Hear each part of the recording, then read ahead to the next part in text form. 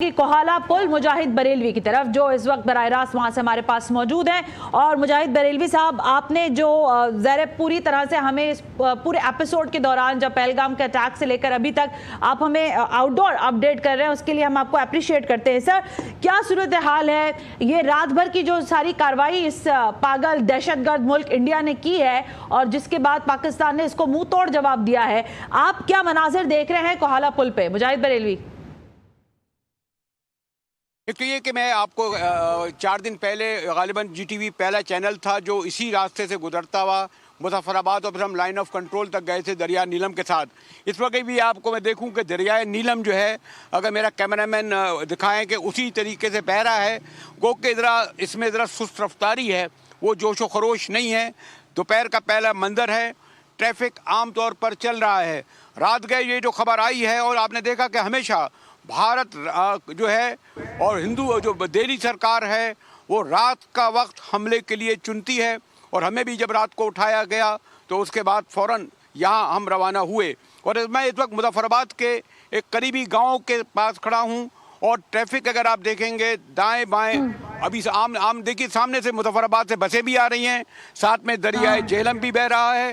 पूरे माहौल में कहीं खौफ दहशत नहीं है। जी अच्छा, बिल्कुल ठीक है मुजाहिद बरेलवी साहब, लेकिन आपकी वहां पर आबादियों में जो रहायश पजीर लोग हैं, अवाम जो है, उनसे बात हुई है इस सारी वारदात के बाद जो इंडिया ने रात गए की है, रात की तारीकी में, इसके बाद अवाम का कैसा मुराल है मुजाहिद साहब?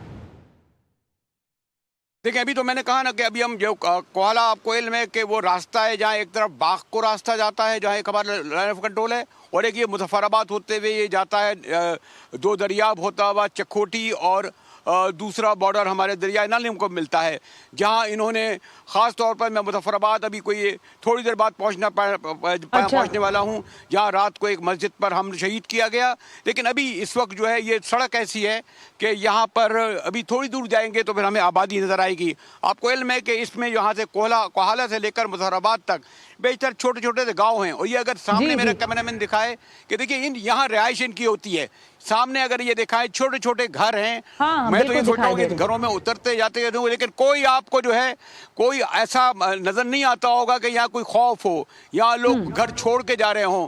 मामूल की जिंदगी है। अगर मेरा बस चलता तो मैं ये दरिया क्रॉस करके उधर भी चला जाता, लेकिन ये मुमकिन नहीं है। लेकिन ये भी अभी गाड़ी गुजरी है, ये भी अभी जा रही है मुजफ्फराबाद की तरफ। नहीं, बिल्कुल ठीक है। आप माशाल्लाह जिस तरह से फ्रंट लाइन पर आकर काम कर रहे हैं मुजाहिद बरेलवी, हमारी जानिब से आपको सलाम है खास। लेकिन मुजाहिद बरेलवी, इस सारी सिचुएशन में, जबकि हम जाहिर है एक वॉर के अंदर दाखिल हो चुके हैं, अभी हम यही बात कर रहे थे कि इंडिया जो मुसल्लत करना चाहता था वो कर बैठा है, अब इसके लिए हमने अपना डिफेंस इस्तेमाल किया है। लेकिन आप क्या समझते हैं, आपकी ज़ाहिर मुख्तलिफ ज़राए से बात हुई होगी कि पाकिस्तान के पास अब क्या चॉइस रह गई है? देखिए, आलमी दुनिया हमसे कांटेक्ट कर रही है, वो बता रही है कि खित्ते का अमन बहुत जरूरी है, लेकिन इस सब के बाद भी पाकिस्तान के पास क्या चॉइसेस हैं? क्योंकि प्राइम मिनिस्टर भी अब से कुछ देर के बाद खिताब करने वाले हैं।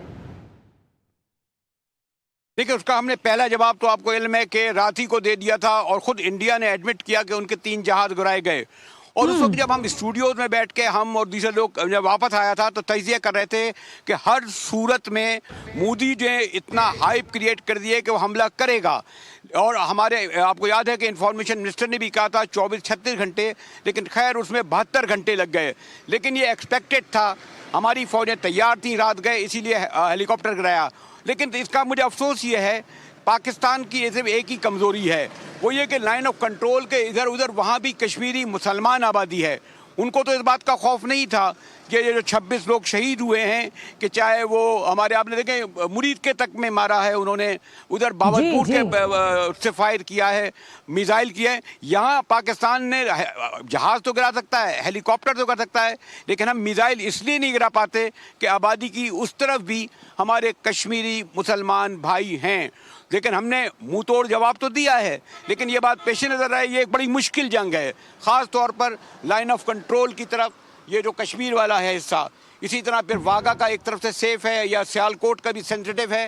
लेकिन मैं समझता हूँ कि यहाँ जो सबसे बड़ी मुश्किल हमारी फ़ौज के लिए ये हो रही है, मेरी बात हुई थी एक सीनियर सिक्योरिटी अफसर से, फौज के अफसर से, कि वो कहते हैं कि हम अगर यहाँ से एक भी गोली चलाते हैं या फायर करते हैं तो वो जाएगा और हमारे ही लोगों को, घरों को या बच्चों को या अस्पतालों या स्कूलों को निशाना बनाएगा। लेकिन मुजाहिद साहब, आप बिल्कुल तमाम तर सीनियर लोग हैं और बहुत अहम और ज़ाहिर है बहुत ही जो आपके पास मालूमात हैं ऑफिशियल्स वो आप शेयर कर रहे हैं, लेकिन हम एलओसी के ऊपर नहीं इनको एंगेज करेंगे ना। फिर हमें इनके, अभी हम नाम ले रहे थे, हमारे साथ अमीर अब्बास साहब भी थे, मगरबी बंगाल की तरफ इनको एंगेज करेंगे, वहां अटैक कर सकते हैं, राजस्थान के अंदर कर सकते हैं, बिहार के अंदर कर सकते हैं, झारखंड के अंदर कर सकते हैं। तो ये भी तो एंगेजमेंट पॉइंट्स हैं। ये जब हमारी आबादियों को निशाना बना रहे हैं तो एक दो हम भी बना के दिखा देते हैं इनको।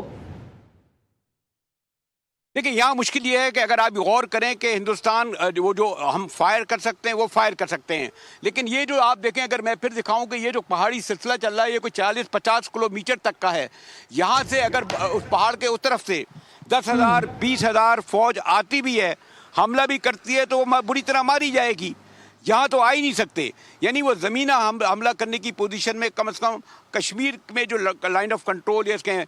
पिछली बार भी आपको याद होगा कि उन्होंने 71 की जंग में या 65 की जंग में चौंडा यानी सियालकोट के महाज से किया था, क्योंकि सियालकोट और जम्मू का रास्ता को मुश्किल से 1 घंटे का है। यहाँ पर उनके लिए सबसे बड़ी दुश्वारी ये होगी कि अगर हिंदुस्तानी फ़ौज उन्होंने ज़मीनी हमला किया तो ये 40-50 किलोमीटर के पहाड़, यहाँ पर बहते हुए ये दरिया और यहाँ बहते हुए लोगों की ज़रूरत जो है उनको आगे बढ़ने नहीं देगी। इसलिए वो सिर्फ आबादियों पर मिसाइल ही कर सकते हैं और गालिबन पाकिस्तान को, इक़वाम मुत्तहिदा और सिक्योरिटी काउंसिल को बताना चाहिए, और गालिबन वो देख भी रहे होंगे कि मासूम शहरी हैं इसमें मारे गए। कोई उन्होंने हमारा हेडक्वार्टर, कोई सिक्योरिटी का दफ्तर, कोई फौजी उनके निशाना नहीं बना, आम लोग बने, और वो भी बेचारे, मैंने कहा ना, मुरीद के, और जो आप दिखा रहे थे। और आगे भी मैं कोशिश करूँगा कि अब जब आ जाऊँ तो आबादी में जहाँ लोग मौजूद हों उनसे बताऊं। बस मुजफ्फराबाद कोई आधे घंटे के फासले पर रहता है। जी।